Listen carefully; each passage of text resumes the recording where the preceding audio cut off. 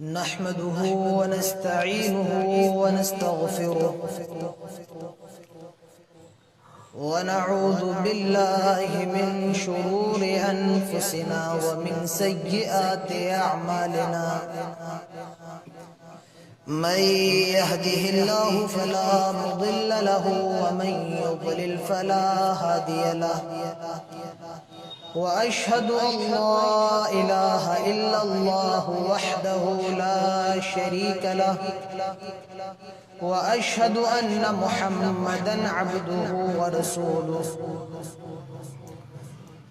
يا أيها الذين آمنوا اتقوا الله حق تقاته ولا تموتن إلا وأنتم مسلمون يا أيها الناس اتقوا ربكم الذي خلقكم من نفس واحدة وخلق منها زوجها وبث منهما رجالا كثيرا ونساء واتقوا الله الذي تساءلون به والأرحام إن الله كان عليكم رقيبا يا أيها الذين آمنوا اتقوا الله وقولوا قولا سديدا يصلح لكم أعمالكم ويغفر لكم ذنوبكم ومن يطع الله ورسوله فقد فاز فوزا عظيما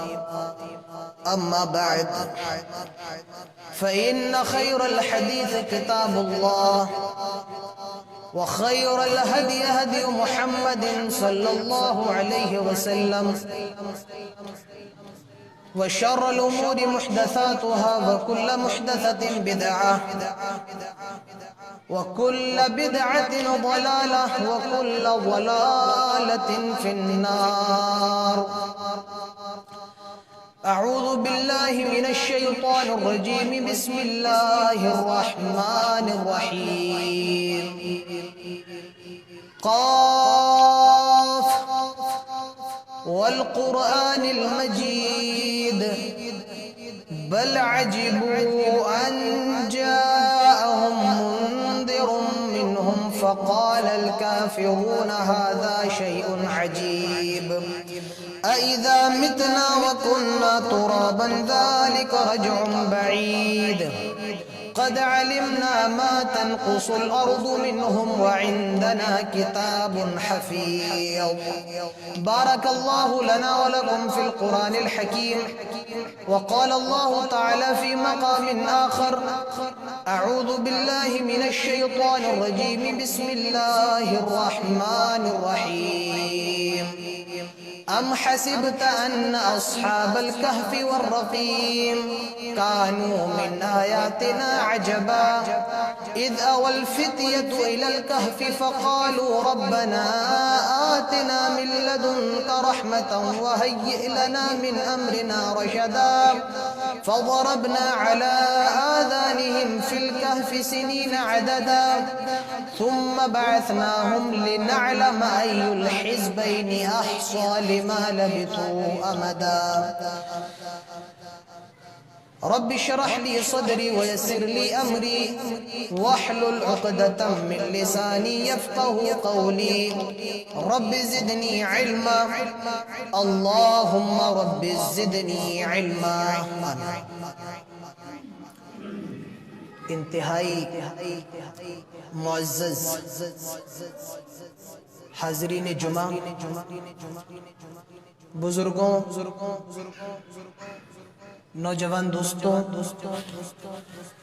اور پیارے بچوں سب سے پہلے ہر قسم کی تعریف و توصیف کبریائی اور بڑائی عزت و بزرگی صرف اور صرف اللہ رب العزت کے لیے ہے جس نے ہم سب کو انسان بنایا ہے اور انسان بنانے کے بعد سب سے بڑا احسان یہ کیا کہ ہم سب کو مسلمان بنایا ہے وہی رب العالمین ہے وہی رب السماوات والارض ہے وہی خالق کائنات ہے اور وہی علی کل شیء قدیر ہے بعدہ قیامت کی صبح تک بے شمار لا تعداد بے گنتی بے حساب درود و سلام نازل ہوں تمام نبیوں پر، تمام رسولوں پر بالعموم اور بالخصوص ہمارے اور آپ کے پیارے نبی جناب محمد رسول اللہ صلی اللہ علیہ وسلم پر اللہم صلی وسلم وبارک علیہ۔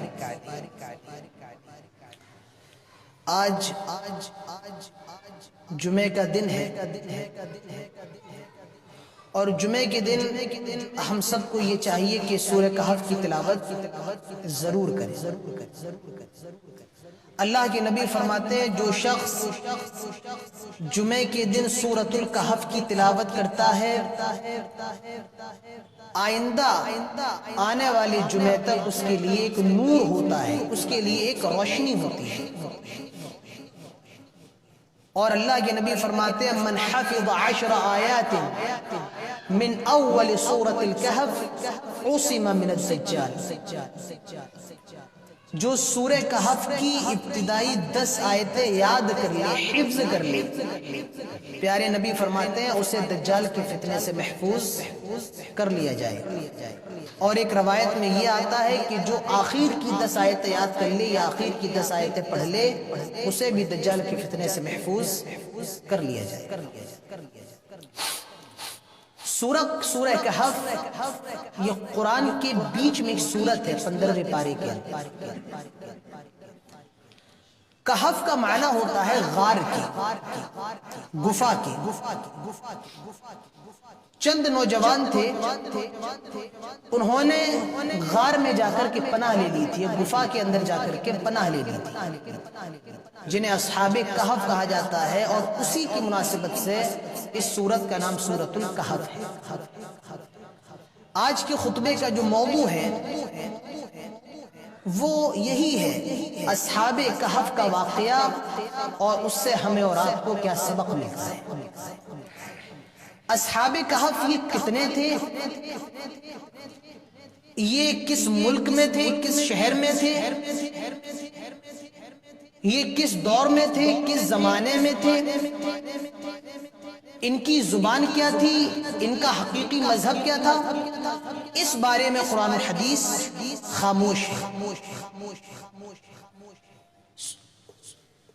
اصحاب کہف کا جو واقعہ ہے سورۃ الکہف کی آیت نمبر 9 سے شروع ہوتا ہے اور 26 پر ختم ہو جاتا ہے۔ 18 آیتوں میں اللہ تعالیٰ نے ان کے قصے کو بیان کیا۔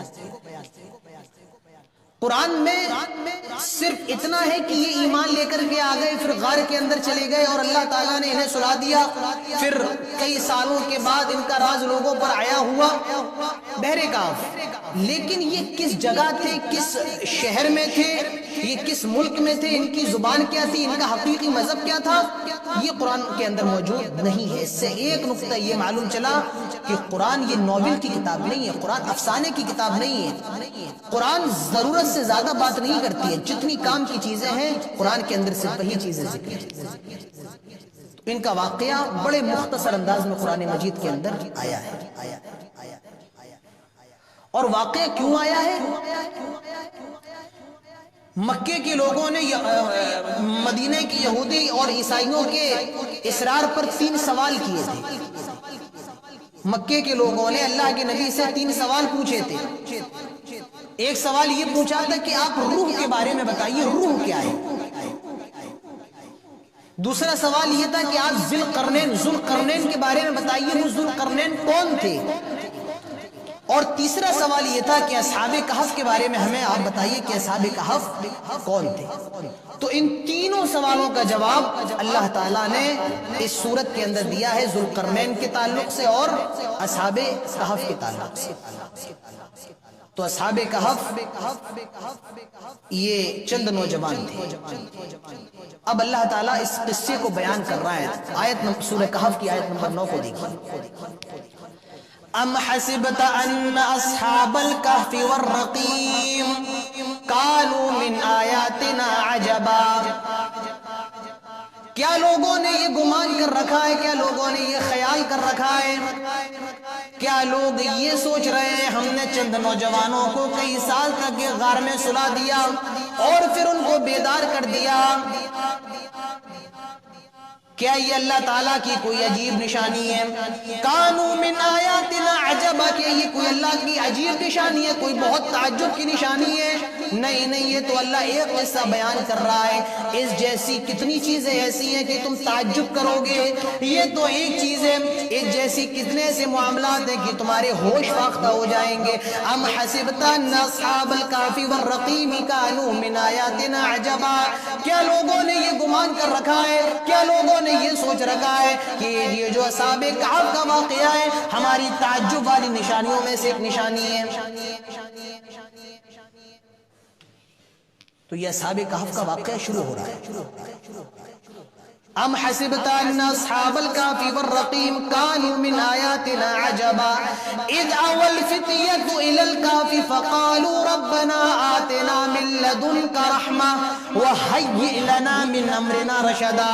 یہ چند نوجوان تھے اور یہ نوجوان ایک ایسی حکومت میں رہتے تھے جہاں شرک ہوتا تھا، جہاں غیر اللہ کے نام پر غیر اللہ کو پکارا جاتا تھا، اللہ کے علاوہ دوسروں سے مشکل کشائی حاجت روائی کروائی جاتی تھی۔ یہ نوجوان توحید کو سمجھ گئے، یہ نوجوان اللہ تعالیٰ کی وحدانیت کو سمجھ گئے، یہ نوجوان اللہ تعالیٰ کی توحید کو سمجھنے کے بعد کیا کرتے ہیں؟ اذ اوى الفتية الى الكهف فقالوا ربنا آتنا من لدنك رحمة وهيئ لنا من امرنا رشدا۔ یہ اس ملک کو چھوڑ کر کے غار میں چلے جاتے ہیں، اس ملک کو چھوڑ کر کے غار میں پناہ لے لیتے ہیں، اور قرآن کہتا ہے اذ اوى الفتية، وہ نوجوان تھے۔ نوجوان کہنے کا کیا مطلب ہے؟ نوجوان تھے، بوڑھے تھے، اس سے تو کوئی مطلب نہیں ہے، کوئی فرق نہیں پڑتا ہے۔ اللہ تعالیٰ اتنا کہہ دیتا کہ وہ چند لوگ تھے اور غار میں چلے گئے، لیکن نہیں، یہاں نوجوانوں کا لفظ لا کر اللہ تعالیٰ یہ بتانا چاہ رہا ہے کہ جو ایک جوانی کا جو وقت ہوتا ہے انسان کی زندگی میں، یہ بہت موج مستی کا وقت ہوتا ہے، یہ بہت امنگوں کا دور ہوتا ہے، یہ بہت لذتوں اور مستی کا دور ہوتا ہے، لیکن اس دور میں جو نوجوان اللہ تعالیٰ کی عبادت میں لگ جائے، اللہ کے لیے اپنا سب کچھ قربان کر دے، آہا پھر اس نوجوان کا کیا ہے۔ اللہ کے نبی فرماتے ہیں قیامت کے دن جب کوئی سایہ نہیں ہوگا تو 7 قسم کے لوگ جو اللہ کے عرش کے سائے میں ہوں گے، اس میں وہ بھی ہوگا شاب نشا فی عبادت اللہ، وہ نوجوان جس نے اپنی جوانی کو اللہ کی عبادت میں گزارا۔ تو نوجوان کا لفظ لا کر کے اللہ تعالیٰ بتا رہا ہے کہ جوانی میں عبادت کتنی اہمیت ہے۔ اذ اوى الفتية الى الكهف فقالوا ربنا آتنا من لدنك رحمة، یہ بھاگ کر کے غار میں چلے گئے اور اپنے رب سے دعا کر رہے ہیں من لدنك رحمة وهيئ لنا من امرنا رشدا، آئے اللہ ہمیں اپنی رحمت سے ڈھانپ لے اور اللہ ہمارے معاملے میں آسانی فرما۔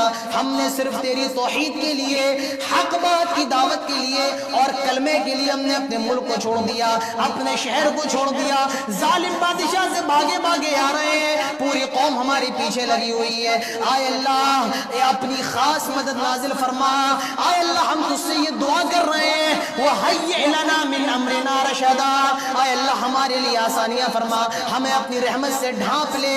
میرے پیارے ساتھیوں، اس سے ایک نکتہ یہ بھی معلوم چلا، آئے لوگوں جب بھی مصیبت میں آ جاؤ، جب بھی پریشانیوں میں آ جاؤ تو یاد رکھو اگر تمہیں کوئی بچانے والا ہے تو وہ اللہ ہے، اور اسی لیے دعا کو ڈھال بنا لو، دعا کو ذریعہ بنا لو، جب بھی مصیبت آن پڑے اللہ سے دعا کرنے لگ جاؤ، جس طریقے سے یہ اصحاب کہف کر رہے ہیں، غار کے اندر ہے اور اللہ سے دعا کر رہے ہیں، آئے اللہ سارے لوگ ہمارے پیچھے پڑے ہیں، آئے اللہ ہمارے معاملے میں آسانی فرما، ہمارے لیے خیر کا معاملہ فرما۔ اللہ تعالیٰ فرماتا ہے فَضَرَبْنَا عَلَىٰ آذَانِهِمْ فِي الْكَهْفِ سِنِينَ عَدَدًا، یہاں انہوں نے دعا کی، اللہ تعالیٰ نے ان کی دعا کو فوراً قبول کر لیا۔ معلوم یہ تھا کہ جب بندہ سچے دل سے اللہ سے دعا کرتا ہے تو اللہ تعالیٰ فوراً قبول بھی کرتا ہے۔ انہوں نے دعا کی، فوراً فَضَرَبْنَا عَلَىٰ آذَانِهِمْ فِي الْكَهْفِ سِنِينَ عَدَدًا، ہم نے ان کے کانوں پر پردے ڈال دیے اور کئی سال تک سوتے رہے، کئی سال تک یہ سوتے رہے۔ فَضَرَبْنَا عَلَىٰ آذَانِهِمْ فِي الْكَهْفِ سِنِينَ عَدَدًا ثُمَّ بَعَثْنَاهُمْ لِنَعْلَمَ أَيُّ الْحِزْبَيْنِ أَحْصَىٰ لِمَا لَبِثُوا أَمَدًا۔ اب دیکھیے یہ تو واقعے کا جو ہے ایک اللہ تعالیٰ نے چھوٹا سا بیان کیا، اب اللہ تعالیٰ اس واقعے کو اور کھول کر کے بیان کر رہا ہے۔ قرآن پڑھیے، روحیں معطر ہو جائیں گی۔ اب دیکھیے واقعہ کیا ہے، اصل واقعہ پورا مفصل طور پہ اللہ تعالیٰ فرماتا ہے نحن نقص علیک نبأہم بالحق انہم فتیۃ آمنوا بربہم وزدناہم ہدی۔ اے نبی اب ہم بہت ہی زیادہ اب ہم آپ کے سامنے بالکل حق کے ساتھ قصہ بیان کر رہے ہیں۔ نحن نقص علیک نبأہم بالحق، ہم اصحاب کہف کا قصہ بالکل رائٹ بیان کر رہے ہیں۔ لوگ اصحاب کہف کے بارے میں کچھ بھی کہتے رہے، وہ کچھ بھی کہہ رہے ہیں، لیکن ہم جو بیان کر رہے ہیں وہ بالکل صحیح ہے۔ اب اللہ تعالیٰ فرماتا ہے انہم فتیۃ آمنوا بربہم وزدناہم ہدی۔ وہ چند نوجوان تھے انہم فتیۃ آمنوا بربہم وزدناہم ہدی، یہ اپنے رب پر ایمان لے کر کے آ گئے اور ہم نے ان کی ہدایت میں اور اضافہ کر دیا۔ دراصل بتایا یہ جاتا ہے کہ تاریخ کے اندر جو باتیں ملتی ہیں ان کا جو زمانہ ہے وہ حضرت عیسیٰ علیہ السلام کے بعد کا ہے، اور بعض تاریخی روایتوں میں یہ چیزیں ملتی ہیں کہ ان کا زمانہ حضرت عیسیٰ سے پہلے کا زمانہ ہے، اور ان کے وقت کا جو بادشاہ تھا اس کا نام تھا دقیانوس، اور وہ مشرک تھا، پوری حکومت پوری سلطنت مشرک تھی۔ یہ اسلام سمجھ گئے، توحید سمجھ گئے۔ اب دیکھیے انہم فتیۃ آمنوا بربہم وزدناہم ہدی، ہم نے ان کی ہدایت میں اضافہ کر دیا۔ وربطنا على قلوبهم إذ قاموا فقالوا ربنا رب السماوات والأرض لن ندعو من دونه إلها لقد قلنا إذا شططا۔ یہ بادشاہ وقت کے سامنے کھڑے ہیں، یہ حاکم وقت کے سامنے کھڑے ہیں، یہ سلطان وقت کے سامنے کھڑے ہیں اور اعلان کر رہے ہیں ربنا رب السماوات والأرض لن ندعو من دونه إلها لقد قلنا إذا شططا۔ ہمارا رب تو وہ رب ہے جو آسمان و زمین کا رب ہے، ہمارا رب تو وہ ہے جو زمین کے اندر آسمان کے اندر جتنی بھی چیزیں، اتنا زیادہ ظلم کرنا ہے کر لو، جتنا زیادہ تڑپانا تڑپا لو۔ ایسا کلیجہ کس کے پاس ہو سکتا ہے جو حاکم وقت کے سامنے کہہ رہا ہو کہ میرا رب تو اللہ ہے اور میں تم جن معبودوں کی پوجا کرتے ہو میں اس کو بھی نہیں مانتا۔ اور یاد رکھیے یہی سب سے بڑا جہاد ہے، یہی سب سے بڑا جہاد ہے۔ ایک صحابی اللہ کے نبی سے کہتے ہیں ای الجہاد افضل، اللہ کے نبی سب سے اچھا جہاد کون سا ہے؟ اللہ کے نبی فرماتے ہیں سب سے اچھا جہاد یہ ہے کہ تم توحید کی آواز بلند کرو عند سلطان جائر، ظالم اور جابر بادشاہ کے سامنے سب سے بڑا جہاد تو یہی ہے۔ کیوں؟ آدمی شہید ہو گیا ٹھیک ہے، اسے شہید کہا جائے گا، یہ آدمی اگر شہید نہیں ہوا جنگ سے لوٹ آئے اسے غازی کہا جائے گا، لیکن جو شخص بادشاہ وقت کے سامنے جب توحید کی دعوت دیتا ہے تو اسے معلوم نہیں رہتا کہ میرا انجام کیا ہونے والا ہے، میرا انجام کیا ہونے والا ہے۔ انہوں نے صاف اعلان کر دیا کہ ہم اللہ کو مانتے ہیں اور اس کے علاوہ کسی کو نہیں مانتے۔ اور ایک نقطہ بتاؤں، اس آیت کے شروع میں قرآن پڑھیے دماغ کی نسیں کھل جائیں گے، قرآن پڑھیے۔ یہ جو نوجوان تھے اور یہ کھڑے ہو گئے تھے اس کے سامنے اور اللہ کی توحید کا اقرار کیا، اللہ فرماتا ہے ان کا کوئی کمال نہیں تھا، ان کا کوئی کمال نہیں تھا۔ وَرَبَّطْنَا عَلَىٰ قُلُوبِهِمْ، ہم نے ان کے دلوں کو مضبوط کر دیا تھا، ہم نے ان کے دلوں کو باندھ دیا تھا، ان کے دلوں کو مضبوط کر دیا تھا۔ کس کے لیے؟ بادشاہ وقت کے سامنے اللہ کی توحید کا اقرار کرنے کے لیے۔ معلوم یہ چلا ایک انسان کتنی بھی بڑی بات کر لے، کتنی بھی اچھی بات کر لے، لیکن وہ تبھی کر سکتا ہے جب تک کہ اللہ تعالیٰ کی طرف سے اس کو حکم نہ ہو اور اللہ تعالیٰ اس کو اس بات کہنے کی توفیق نہ دے۔ اللہ تعالیٰ فرماتا ہے وَرَبَّطْنَا عَلَىٰ قُلُوبِهِمْ إِذْ قَامُوا فَقَالُوا رَبُّنَا رَبُّ السَّمَاوَاتِ وَالْأَرْضِ لَن نَّدْعُوَ مِن دُونِهِ إِلَٰهًا لَقَدْ قُلْنَا إِذًا شَطَطًا۔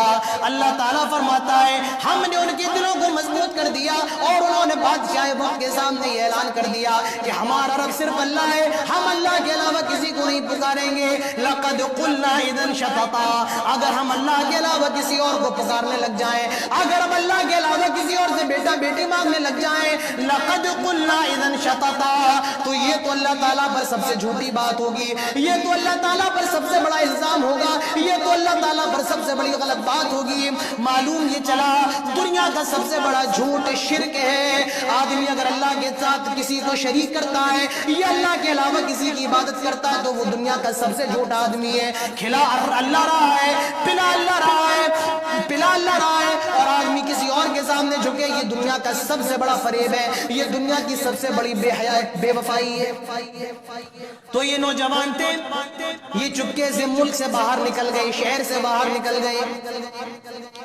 پہلے انہوں نے توحید کی دعوت دی، هؤلاء قوم اتخذوا من دونه آلهة لولا يأتون عليهم بسلطان بين فمن أظلم ممن افترى على الله كذبا وإذ اعتزلتموهم وما يعبدون إلا الله فأووا إلى الكهف ينشر لكم ربكم من رحمته ويهيئ لكم من أمركم مرفقا۔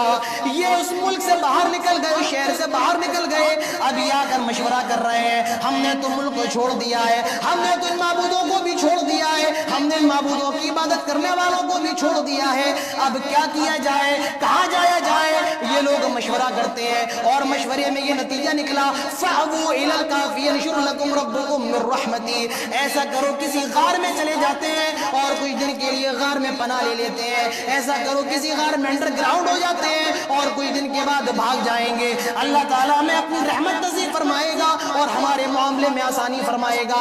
یہ لوگ ایک بڑے سے پہاڑ کی گفا میں چلے گئے، غار میں چلے گئے، اب یہ گفا میں چلے گئے، غار میں چلے گئے اور یہ لیٹ گئے، ظاہر سی بات ہے اتنی دور سے تھک ہار کر کے آ رہے ہیں، یہ لیٹ گئے اور جب لیٹے تو ان کو نیند آ گئی، یہ لیٹے ہوئے اور 1 گھنٹہ نہیں 2 گھنٹے نہیں سالہ سال گزر رہے ہیں، سالہ سال 10 سال گزر گئے، 20 سال گزر گئے، 30 سال گزر گئے، 100-200 سالہ سال گزرتے جا رہے ہیں۔ اللہ تعالیٰ فرماتا ہے وَتَرَى الشَّمْسَ إِذَا طَلَعَتْ تَزَاوَرُ عَنْ كَهْفِهِمْ ذَاتَ الْيَمِينِ وَإِذَا غَرَبَتْ تَقْرِضُهُمْ ذَاتَ الشِّمَالِ وَهُمْ فِي فَجْوَةٍ مِّنْ۔ قرآن پڑھو دماغ کی نسیں کھل جائیں۔ اللہ فرماتا ہے یہ گفا میں لیٹے ہوئے ہیں، یہ غار میں لیٹے ہوئے، لیکن کترا کر کے نکل جاتا ہے، یعنی سورج کی روشنی پہ نہیں پڑتی، سورج نکل رہا ہے دائیں سے اور غروب ہو جا رہا ہے، روشنی ان پر نہیں پڑ رہی ہے، الٹی جگہ پر ہو نہیں، یہ بہت کشادہ جگہ پر ہے غار کے اندر، لیکن روشنی نہیں پڑ رہی ہے۔ وَهُمْ فِي فَجْوَةٍ مِّنْ ذَلِكَ مِنْ آيَاتِ اللَّهِ مَنْ يَهْدِ اللَّهُ فَهُوَ الْمُهْتَدِ وَمَنْ يُضْلِلْ فَلَنْ تَجِدَ لَهُ وَلِيًّا مُرْشِدًا۔ یہ تو اللہ کی نشانیاں ہیں، وہ جسے چاہے ہدایت دے اور جسے چاہے ذلیل کرے۔ اب یہ غار کے اندر لیٹے ہوئے ہیں، سورج کی روشنی نہیں پڑ رہی ہے۔ اب دیکھو قرآن کتنی عجیب بات کر رہا ہے، وَتَحْسَبُهُمْ أَيْقَاظًا وَهُمْ رُقُودٌ۔ جب تم غار میں یہ تو جاگ رہے ہیں، ان کی آنکھیں کھلی ہوئی ہیں اور یہ سو رہے ہیں، یہ بھی اللہ کا کرنا ہے، وہ آنکھیں کھول کر کے بھی سنا سکتا ہے۔ کتنی باتیں ہیں، وَتَحْسَبُهُمْ أَيْقَاظًا، تم دیکھو گے تمہیں لگے گا کہ یہ جاگ رہے ہیں، وَهُمْ رُقُودٌ، در حقیقت تو وہ سو رہے ہیں۔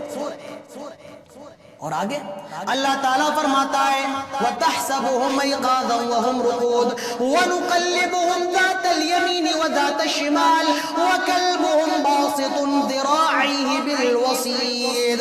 اور یہ وہاں پر کروٹیں بھی لے رہے ہیں، 100-200 سال تک کروٹیں بھی لے رہے ہیں، اور کیا ان کا کتا اپنے دونوں ہاتھوں کو پھیلا کر کے ان کی گفا کے باہر بیٹھا ہوا ہے، وہ چوکیداری کر رہا ہے، ان کی گفا کے باہر بیٹھا ہوا ہے۔ اطلعت علیہم لولیت منہم فرارا ولملیت منہم رعبا۔ اگر تم اس غار میں جھانکنے کی کوشش بھی کرو گے، اگر اس غار میں دیکھنے کی کوشش بھی کرو گے تو اندر کا معاملہ اتنا خطرناک ہے، اندر کا معاملہ اتنا زیادہ ڈراؤنا ہے، اندر کا معاملہ اتنا زیادہ ہیبتناک ہے کہ تم وہاں سے بھاگ جاؤ گے۔ اندر کا معاملہ اتنا خطرناک ہے کہ تم فرار ہو جاؤ گے۔ جو معاملہ چل رہا ہے، اندر سو رہے ہیں، باہر ستا بیٹھا ہوا ہے، اتنا خطرناک یہ منظر ہے کہ تم دیکھ نہیں سکو گے، بھاگ جاؤ، بھاگ جاؤ۔ وَلَمُلِئْتَ مِنْهُمْ وَكَذَلِكَ بَعَثْنَاهُمْ لِيَتَسَاءَلُوا بَيْنَهُمْ قَالَ قَائِلٌ مِّنْهُمْ كَمْ لَبِثْتُمْ. جب سال گزر گئے، اور جانتے ہو کتنے سال؟ 309 سال گزر گئے. اللہ تعالیٰ نے ان کو 309 سال اس غار میں سلایا ہے. 309 سال گزر گئے. اب جب یہ 309 سال کے بعد اٹھتے ہیں، وَكَذَلِكَ بَعَثْنَاهُمْ لِيَتَسَاءَلُوا بَيْنَهُمْ قَالَ قَائِلٌ مِّنْهُمْ كَمْ لَبِثْتُمْ. ابھی جب اٹھے تو ایک دوسرے سے سوال کر رہے ہیں، کم لبثتم، کتنا سوئے، کتنا دیر سوئے؟ قَالُوا لَبِثْنَا يَوْمًا أَوْ بَعْضَ يَوْمٍ. 3-4 گھنٹے سوئے یا کچھ نہیں تو پورا دن سو لیے، اس سے تو زیادہ نہیں سوئے. قالوا ربكم اعلم بما لبثتم. اچھا ٹھیک ہے، اللہ کو معلوم ہے کتنا سو، رہنے دو، یہ کوئی اتنا بڑا مسئلہ نہیں ہے. اب دیکھیے آگے کیا ہوتا ہے. فابعثوا احدكم بورقكم هذه الى المدينه فلينظر ايها ازكى طعاما فلياتكم برزق منه وليتلطف ولا يشعرن بكم احدا. یہ لوگ ایک سونے کا سکہ دیتے ایک شخص کو، ایک ان نوجوانوں میں جو ایک ساتھ میں تھا، اور کہا ایسا کرو، مارکیٹ جاؤ، بازار جاؤ، بھوک لگ رہی ہے، کچھ کھانے کے لیے لے کر کے آؤ، کچھ کھانے کے لیے لے کر کے آؤ. فَلْيَنظُرْ أَيُّهَا أَزْكَىٰ طَعَامًا. اور یہ دیکھ لینا کہ وہ کھانا پاک ہونا چاہیے. کھانے کے معاملے میں بھی اتنے احتیاط ہے، کھانا بھی دیکھنا پاک ہو. ایسا نہ ہو کسی اور جانور کا جو حرام ہے وہ کھانا لے کر کے آ جاؤ، نہیں، پاک کھانا لے کر کے آنا. معلوم یہ چلا کہ جب آدمی صحیح معنی میں مومن ہوتا ہے تو اس کا کھانا بھی حلال کا ہو جاتا ہے، اور وہ حلال کھانے کے لیے فکر مند بھی ہوتا ہے. آج ہمارا اور آپ کا ایمان اللہ پہ اتنا کمزور ہے، حرام کھا رہے ہیں، حرام پی رہے ہیں، حرام پہن رہے ہیں، حرام استعمال کر رہے ہیں. اس کی وجہ کیا ہے؟ آج اللہ پر ایمان کمزور ہے. اس نے سکہ دیا، کہا شہر میں دیکھنا کہ کہاں پر کھانا جو ہے پاک مل رہا ہے. اور ایک بات یاد رکھنا، وَلْيَتَلَطَّفْ. بڑے حساب سے جانا، بہت ہوشیاری سے جانا کہ کوئی تمہارے چال چلن سے تم کو پہچان نہ لے کہ تم وہی ہو.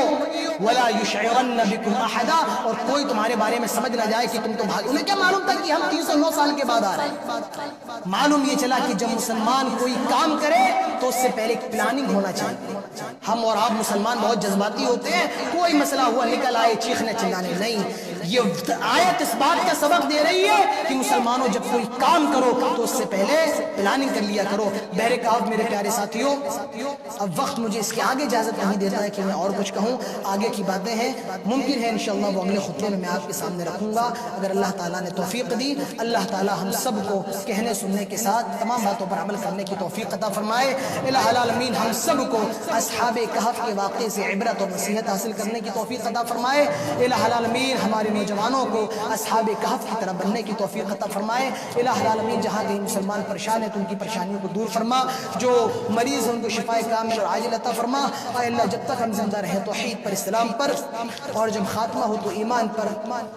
اقول قولی هذا واستغفر الله لي ولكم ولسائر المسلمين والحمد لله رب العالمين وما علينا الا البلاغ واخر دعوانا ان الحمد لله رب العالمين.